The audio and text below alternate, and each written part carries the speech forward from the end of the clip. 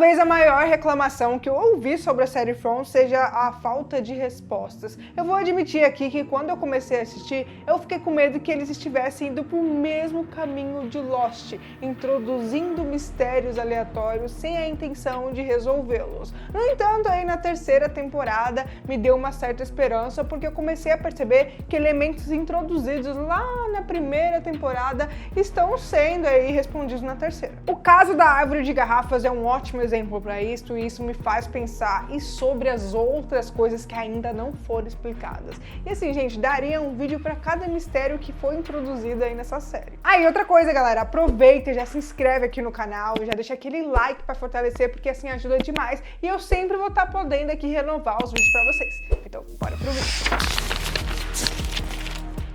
Agora, antes de seguir, eu queria te convidar para algo muito especial. Se você tem um canal ou sonho de criar conteúdo e tá lutando para alcançar o sucesso, chegou o momento de você mudar de vida. O curso exclusivo Influencer Bilionário Legacy vai te ajudar a bombar o seu canal e a fazer os seus primeiros 10 mil reais de AdSense logo nos primeiros meses. Pode ser o empurrão que você precisava. As vagas são limitadas, como eu já falei para vocês aqui no canal, e se você quer fazer a diferença e alcançar resultados reais, clica aqui no link da descrição e vem comigo nessa jornada. E aí, pessoal, tudo bem com vocês? Se você acabou de chegar aqui no canal e não me conhece, bem-vindos, eu sou a Tayla Moitinho e bora então começar falando aí dessa árvore de garrafas. Quem viu a primeira temporada sabe que ela era apenas mais um detalhe curioso em meio a tantos mistérios. Mas agora, com tudo que vimos aí na terceira temporada, fica claro que ela tem um papel ainda maior. Não é apenas uma árvore, é como se aquelas garrafas guardassem histórias e memórias de pessoas que passaram por ali antes de tudo se transformar em um ciclo interminável de dor e sofrimento.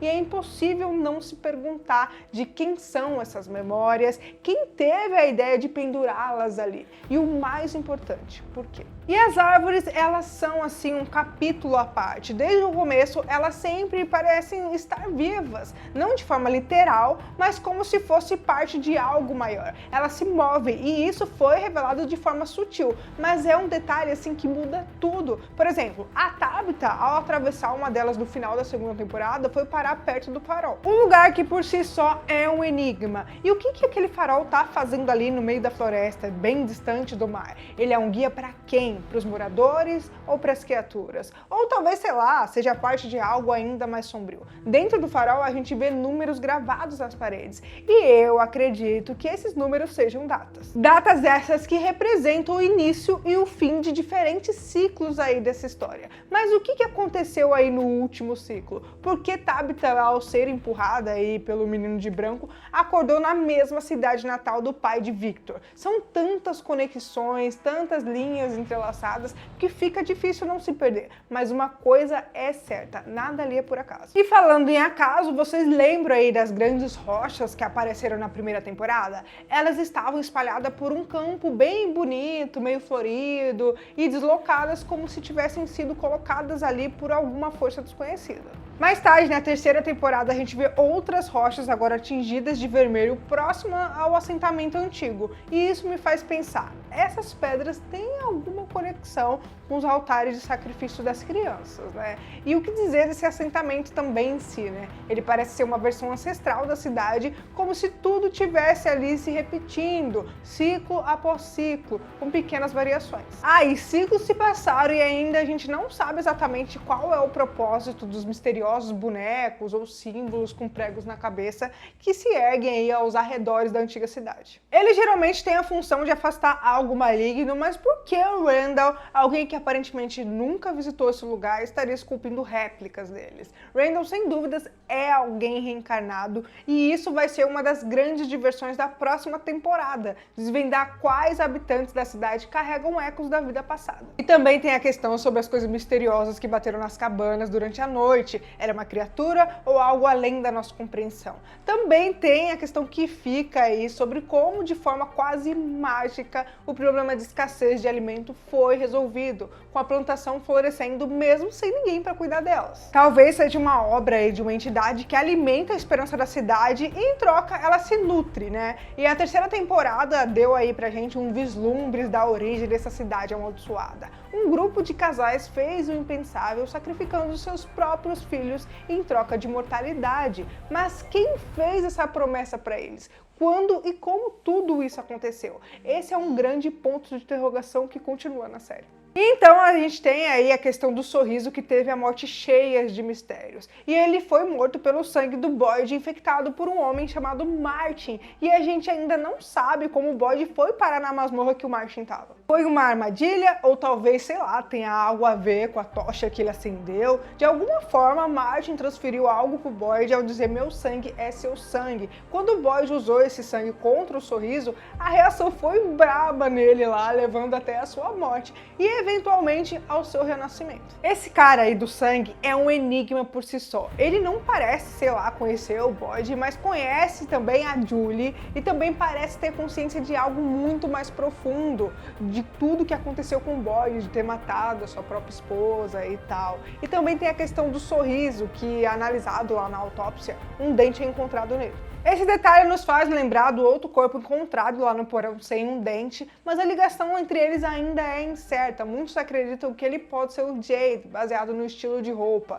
Mas a gente observando ali os detalhes, a gente percebe que as peças não se encaixam completamente. E a questão da morte do sorriso não foi apenas assim a questão que ele morreu. Ele foi transformado. O seu corpo se encheu de cigarras, criaturas que passam anos debaixo da terra até emergir em um processo que simboliza o renascimento. E assim o sorriso literalmente renasceu. E as cigarras, ao invadir aí o corpo do Randall, da Julie e da Meryl, os colocaram em um estado de sono profundo. E o fim dessa jornada aí dependeu do Boyd, que destruiu a caixa de música para libertá-los. Essa série tem tantas perguntas sem respostas. Por exemplo, quem criou ou quem guia os personagens como o Victor? O garoto de branco, que parece saber de tudo também, é um mistério assim à parte, gente. E o Victor, sobrevivente de um massacre antigo, foi instruído por aquele menino a coletar itens dos moradores mortos, gente. Mas qual é o propósito desse objeto aí que ele pede para coletar? Os próprios monstros guardam também itens específicos em seus túneis. Estariam todos conectados em algum ciclo de sofrimento e renascimento? Não sei, né? E esses monstros aí, um deles aparece em forma humana, falando pro Victor não voltar mais pro túneis. Por quê?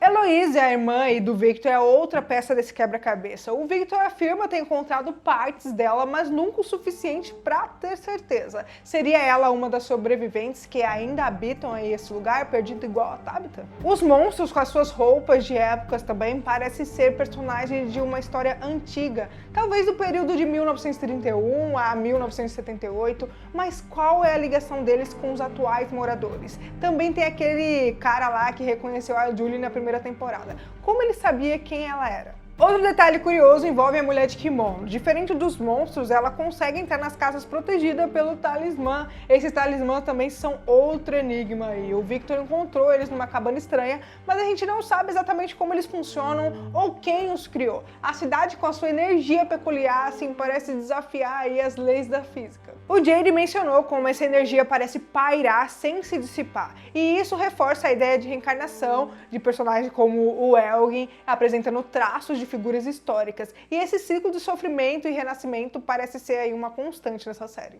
E tem o dragão mencionado aí no voo de Cromenocle, que é uma história que seria uma metáfora para o desejo dos moradores de encontrar o caminho de volta para casa. E quem eram as vozes que falavam aí com a Sarah na primeira temporada? Elas a manipularam para desenhar um símbolo que se conectava a algo muito maior, mas os objetivos ainda continuam obscuros. Uma das teorias mais intrigantes também envolve a fuga da cidade por meio de um barco. Tem referências sutis aí, com os monstros mencionando remar o seu barco, e o barco ausente numa foto de Polaroid. Será essa a chave para escapar da cidade? Tem aqueles que simplesmente desaparecem também, né? Como a Tilly, que parecia saber mais do que dizia, e a sua conexão com Fátima e a gravidez misteriosa dela, que ainda precisa ser explorada. E o que dizer dos mortos que também aparecem para os vivos, como o pastor ou até mesmo aquele cachorro da primeira temporada. No final, a cidade parece seguir regras que a gente ainda não consegue entender. O porquê que todo mundo que chega nessa cidade encontra árvore na estrada, e também por que as cartas de tarô da Fátima, lidas por Tilly, nunca foram reveladas com os corvos invadindo aí a casa. Tem muita coisa ainda para explorar aí nessa série, e também tem a questão do significado das pinturas de Miranda, que parecem predizer os eventos futuros.